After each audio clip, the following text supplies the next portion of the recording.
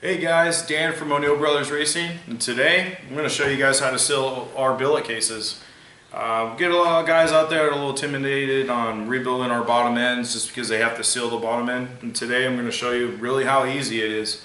I'm going to show you a couple of the practices I use and how to put these bottom ends together without any problems. So let's get to it. So I got a set of our billet piston port cases out, and I'm actually going to seal. This is actually going to a customer, so it's actually going to Paul Hedges, our OBR UK distributor. So this one's for you, Paul. Got some bearings and seals pressed in already. There's a couple different ways you can do that, but that's going to be another video. So let's get on to the sealing.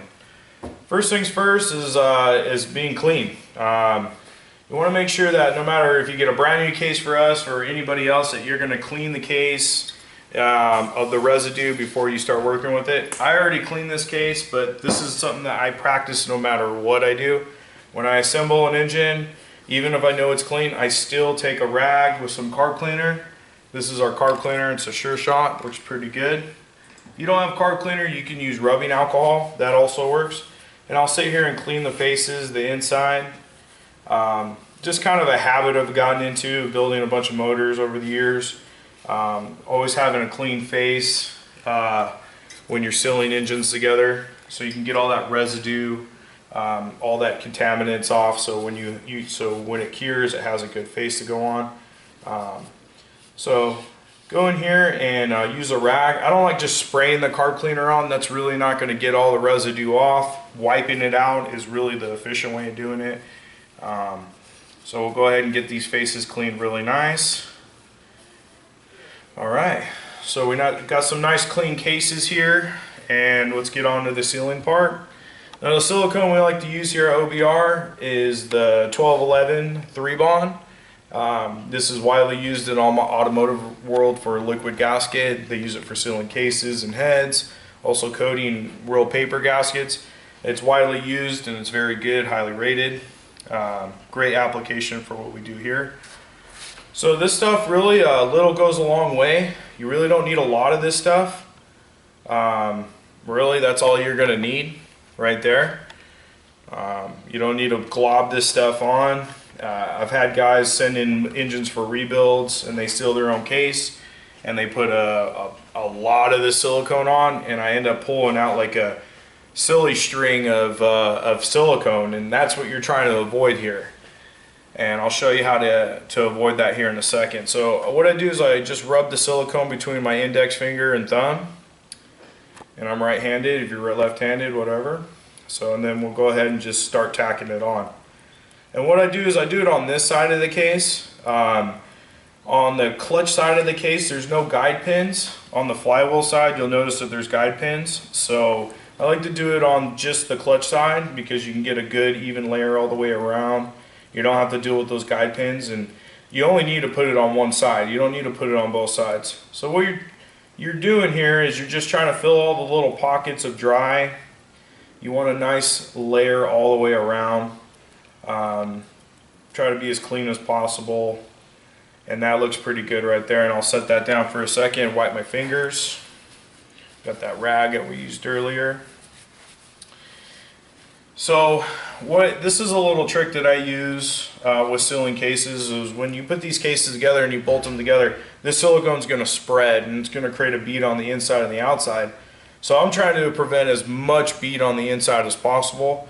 So what I'll do is I'll use my finger and I'll just go ahead and wipe the inside and let my finger kind of come over this edge and take some of it off the edge there. I don't like using a rag for this because most of the time the rag will rub up against the side and take parts off. Your finger is a little more accurate. It kind of bends to the edge here and takes a little bit off the inside, so when it presses together, it'll fill this up and give you a really thin bead on the inside, and that's what you're looking for to keep that silicone out of there.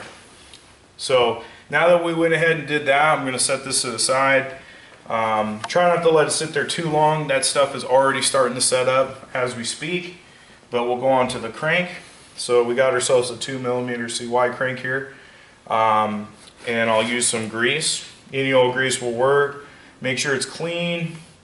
This grease that we only use for assembling engines. So there's no fragments in it, there's no nothing. And what I'll do is I'll just take a little bit and I'll just rub the side of the crankshafts, just like that. Because when we put this crank in here, you don't want the bearings and the seals and the crankshaft to be dry. What will happen is as you push them in, you'll put side load on the bearings, things get caught up, it becomes a big pain in the ass. You really don't want that, so a little bit of grease goes a long way. And what I'll also do is I'll take our OBR Racing multi-tool screwdriver here. We use this screwdriver for a lot of stuff around here. If you need one, you can always give us a call. We'll give you one for free. And I'll take a little bit and I'll just rub the inside of this seal right here. You don't really need a whole lot. You don't need to goop it in there. Just a little bit, just enough for the seal to have a little bit of grease in there, so when that crankshaft comes through, it guides real close or real nice and smooth inside. Over time, the grease will dry out, burn out, and then it will be replaced by oil, and it will create a seal. So, moving on to the crank, I'll go ahead and grab our clutch side. Since it has the silicone on it, I like to use this kind of as the foundation, the starting point, and I'll go ahead and just slide that crank right in. And see how it slid right in? Because of that grease we used. Yeah, you want that to slide in a lot, just like that. Sometimes they get a little caught depending on what kind of bearings you're running. These notchy bearings are pretty smooth, they have a beveled edge, so they're really nice. Same thing on the top, you're going to go ahead and just push it through. Make sure those guide pins are going into the hole, and just go ahead and press them together.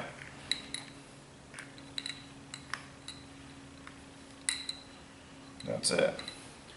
Sometimes you might need a little tap, and that's it. So the cases are about to be sealed together. I like to leave them a little bit separated because I like the bolts to tighten down. But we're going to go on to the fan cover mount. Some of the older fan cover mounts, they they press on. They got a little bit of a snug fit.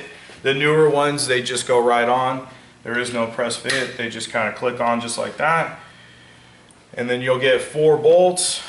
These are M5 by 45 countersunks. Standard bolt that goes with any of our billet cases here. And I'll go ahead and just get them in there. And what I like to do here, get my 4mm, is get these started.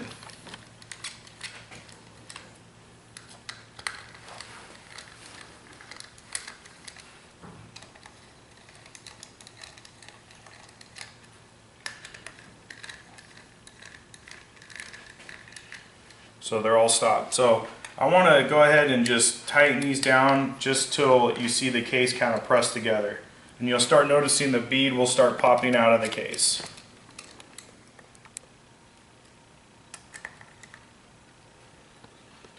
So what I just did is I just kind of got them till they stopped. I didn't torque them yet or anything. I wanted a nice even bead. I want it to press together evenly, and you'll notice that the bead starts popping out. And that's a good sign. On the inside, you can always look. It's hard to see probably in the camera, but you'll notice that there's a small bead inside, and that's going to work just fine. So the torque spec for our billet cases, and this goes for our reed cases as well, is 65 inch-pounds. You are doing a M4 hex, with no gasket between. So 65 inch-pounds is plenty. You don't need any more than that. And you want to go real careful. You have a small hex drive. You don't want these things to strip. So please use caution. Don't rush this part of the process and just wait for the click. 65 inch-pounds is plenty when you're pressing case to case together, okay? So we got a nice click. Let's go ahead and check it all. Now if you don't have a torque wrench and you want to do this without it, try to be as even as possible with your wrench. You want to go in a pattern just like you would do if you're putting a car tire on. Cross over and then cross again. We really suggest using a torque wrench, but if you can't, you gotta do what you gotta do. Just be very careful, okay? So it looks like our case is pretty much there. The only thing is once again cleaning. I like to take that same rag and I like to wipe the excess on the outside. And what I do is I don't wipe in, I wipe across because I want to actually fill this line in. So I'll wipe across like this. And if you can notice that it fills this gap in really nice, like that. Okay? Get all the way around it. And then this is an unstuffed crank, so you can kind of push it to the side and get some of the inside too, which is fine. No need to go all the way in the case. The rest of the bead will hold as long as you let it seal properly. And that's about it. This is how you seal one of our piston board cases. After this, we'll assemble the rest of the engine, and then there's a cure time, a minimum of 12 hours. We like to see 24 hours before you run the engine. That allows the silicone to fully set up, fully seal, and give you the best sealing for your case. If you have any questions, you can always call us here at the shop or email us at o'neillbrothers.com. And hope these videos help, guys. I'll see you at the track. Thanks.